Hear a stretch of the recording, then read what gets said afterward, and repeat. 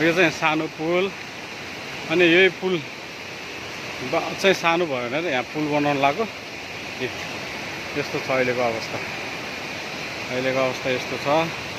अनि यतापट्टि मान्छे पर्यो भने चाहिँ यो चाहिँ धेरै गहिरो छ। साथीहरू यहाँ चाहिँ ब्यारिकेसन टेप चाहिँ लाउनु पर्ने हो।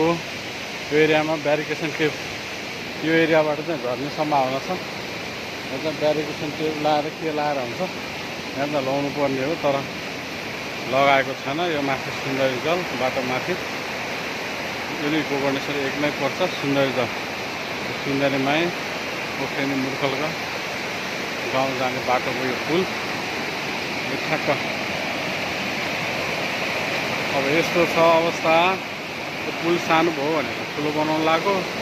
अब यो पुल बनाउन थाल्यो करिब 6 महिना बढी भयो ल। अहिले अवस्था यस्तो छ।